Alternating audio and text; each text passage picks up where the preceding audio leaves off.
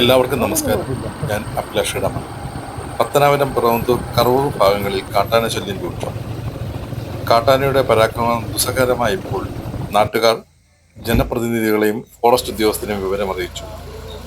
Pathanapuram MLA Jyothikumar ചാമക്കാലയുടെ നേതൃത്വത്തിൽ പിറവന്തൂർ പഞ്ചായത്ത് ഓഫീസിൽ നടന്ന ചർച്ചയിൽ ആനകളെ ഉൾക്കാട്ടിലേക്ക് തുരത്തുന്നതിനായുള്ള തീരുമാനം കൈക്കൊള്ളുകയും ചെയ്തു.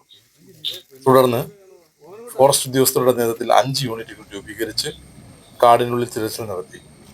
തിരച്ചിലിനൊടുവിൽ 2 കൊമ്പന്മാരെ അവർ കണ്ടെത്തി. എന്നാൽ കാട്ടിലേക്ക് കയറ്റിവിടാൻ കഴിഞ്ഞില്ല. നേരം വൈകിയതോടുകൂടി ദൗത്യം താൽക്കാലികമായി നിർത്തിവെച്ചു. ആനകളെ നിരീക്ഷിക്കുന്നതിനായി വാച്ചറുകളെ ഏർപ്പാടാക്കുകയും ഈ വരുന്ന 25-ന് ദൗത്യം തുടരുമെന്നും അറിയിച്ചു.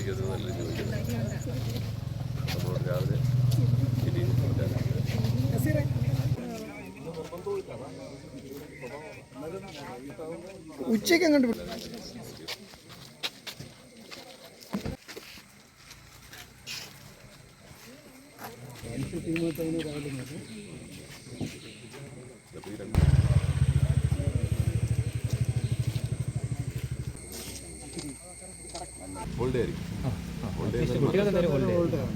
2-3 ദിവസം വാച്ച് ചെയ്തിട്ട് അടുത്ത 25-ന് ഇന്ന് നമ്മൾ ആന ദൗത്യം രാവിലെ 7 മണിക്ക് ആരംഭിച്ചു.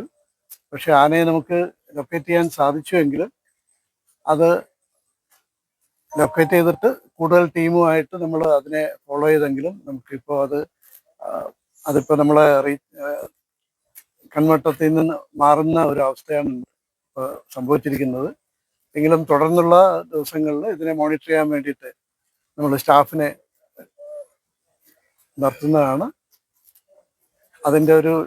ശരിക്കും അതിൻ്റെ മൂവ്മെൻറ്റ് പാറ്റേൺ ഒന്ന് മനസ്സിലാക്കിയതിന് ശേഷം കൃത്യമായിട്ട് ലൊക്കേറ്റ് ചെയ്തിട്ട് നമ്മൾ 2-3 ദിവസം അതിനെ വാച്ച് ചെയ്തതിന് ശേഷം 25-ന് ഏർലി മോർണിംഗിൽ വീണ്ടും ഈ ആനദൗത്യം പുനരാരംഭിക്കാമെന്നാണ് നമ്മളിപ്പോൾ തീരുമാനിച്ചിരിക്കുന്നത്.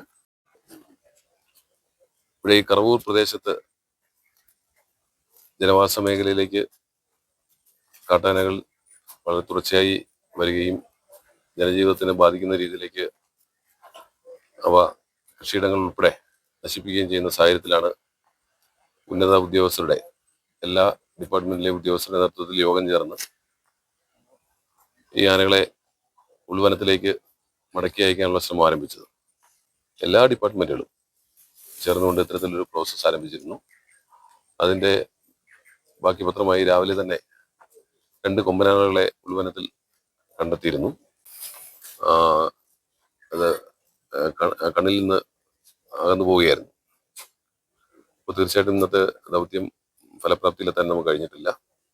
ഇതിനെ ലൊക്കേറ്റ് ചെയ്തതിൻ്റെ മൂവ്മെൻറ്റ് മനസ്സിലാക്കി 25-ാം തീയതി വളരെ കൃത്യമായ പ്ലാനിങ്ങോടുകൂടി